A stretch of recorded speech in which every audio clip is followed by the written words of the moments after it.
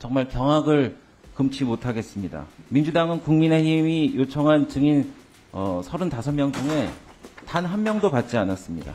저희는 문재인 정부 때 서해 공무원 피살 사건에 있어 피격 공무원의 친형을 통해 인권 문제를 다뤄보려고 했는데 묵살당했습니다. 전직 대통령의 자녀로서 음주운전 사고를 일으켜 사회적 공분을 산 당사자를 부르려 했는데 묵살당했습니다. 지금 정부가 어떤 정부인가요?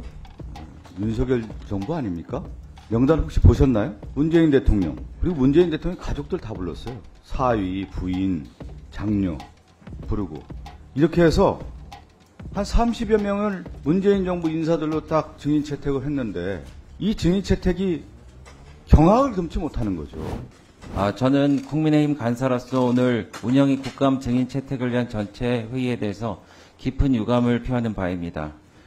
다른 상임위의 귀감이 돼야 될 운영위원회가 중심을 잡기는커녕 결국 대통령 탄핵의 명분을 쌓기 위한 그리고 이재명 대표를 구출하기 위한 도구로 전락해버렸다는 느낌을 받을 수 없습니다. 느낌을 지울 수 없습니다. 어제 저희가 협의를 민주당에서 하신다고 해서 이 명단을 보내왔는데 조금 전에 저희 의원님들과 논의를 해봤습니다만은 저희가 인정할 수 없는 정말 경악을 금치 못하겠습니다. 민주당은 국민의힘이 요청한 증인 35명 중에 단 한 명도 받지 않았습니다. 그리고 오늘 민주당이 채택을 강행하려고 하는 증인 및 참고인들은 상당수 다른 상임위에서 이미 채택되었던 인물들입니다. 운영위가 무슨 상임위 뒤풀입니까? 뒤끝 증인 채택, 스토킹 증인 채택이라고 아니할 수 없습니다. 전례가 없는 일입니다. 증인의 대통령 배우자를 포함해 국방부 장관, 대통령 경호처의 수행부장, 검사까지 망라했습니다.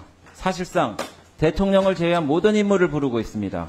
대부분 대통령을 공격하려는 목적으로밖에 보이지 않습니다. 전통적으로 기관 증인만 채택하고 국감을 진행하는 운영의 오랜 전통도 민주당의 정쟁 야욕 앞에 무너지고 말았습니다. 어제 북한이 군사분계선 10m 앞에서 폭탄으로 경의 동의선을 다 끊었습니다. 이 엄혹한 상황에 대통령실 이전을 이유로 국방부 장관을 부르는 게 가당키나 합니까? 입틀막을 했다고 경호처 간부를 증인으로 부르는데 정작 여당의 증인 채택의 기회를 완전히 박탈해 국회를 입틀막한 것은 다름 아닌 민주당입니다. 저희는 문재인 정부 때 서해 공무원 피살 사건에 있어 피격 공무원의 친형을 통해 인권 문제를 다뤄보려고 했는데 묵살당했습니다. 전직 대통령의 자녀로서 음주운전 사고를 일으켜 사회적 공분을 산 당사자를 부르려 했는데 묵살당했습니다. 국회 안에서 탄핵의 밤을 개최한 촛불행동 상임대표에게 묻기 위해 요청했는데 거절됐습니다.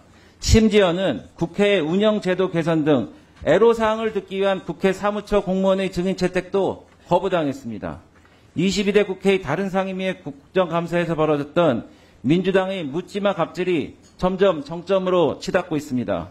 오늘 상정 예정인 안건들 역시 마찬가지입니다. 오늘 회의는 국감을 위한 증인과 참고인을 위한 회의인데 추가 안건 상정은 동의한 바 없습니다.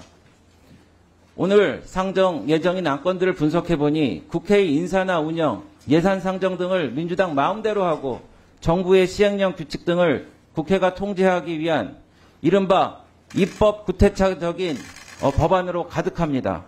심지어는 숙려기간도 되지 않은 안도 마구잡이로 밀어붙입니다. 참으로 황당합니다.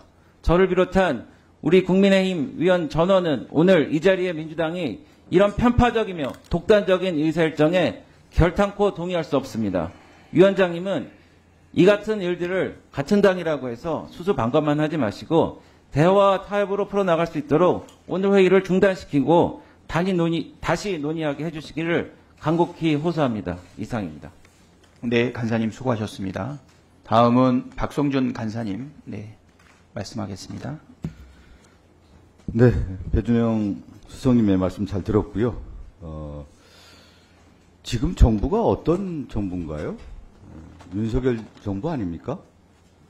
국민의힘에서 증인을 채택한 명단을 보면은 지금은 문재인 정부예요.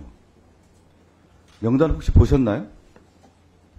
문재인 대통령, 그리고 문재인 대통령 가족들 다 불렀어요. 사위, 부인, 장녀 부르고 노영민 전 비서실장, 정의용 국가안보실장, 김유근 전 국가안보실 1차장, 김현천 전 통일부 장관, 민감용 전 경찰청장, 서욱 전 국방부 장관 이렇게 해서 한 30여 명을 문재인 정부 인사들로 딱 증인 채택을 했는데 국정감사라는 의미가 뭡니까? 현 정부의 잘못된 부분을 지적하고 대안을 모색하고 그래서 국민들의 실제 삶을 개선하기 위해서 국정감사를 하는 거 아니겠어요? 본연의 기능은 국정감사는 정부의 비판, 견제, 감시 아니겠습니까?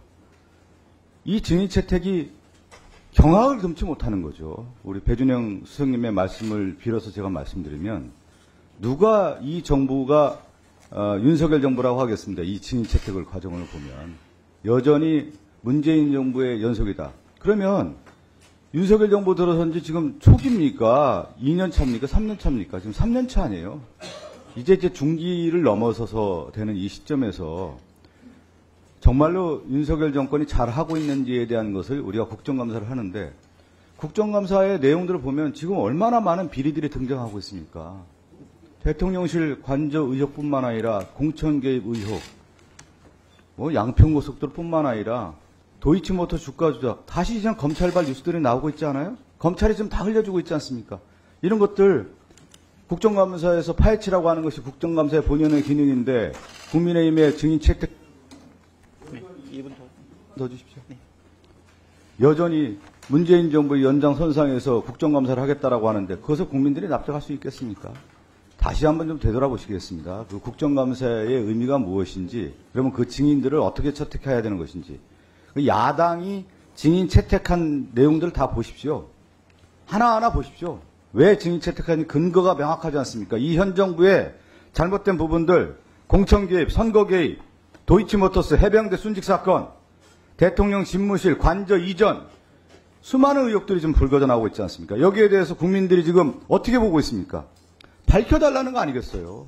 그럼 야당이 당연히 그러면 증인 채택을 해서 이 문제에 대해서 밝히는 것이 야당의 본연의 기능이고 더 나아가서 입법부의 본연의 기능이죠. 국민의힘 의원들은 입법부 기능 아닙니까? 그러면 문재인 정부만 국정감사할 겁니까? 윤석열 정권은 국정감사 안 합니까? 저는 입법부로서의 기능을 국민의힘도 버려서는 안 된다라는 말씀 드리면서 증인 채택은 당연히 윤석열 정권의 실정에 대한 네.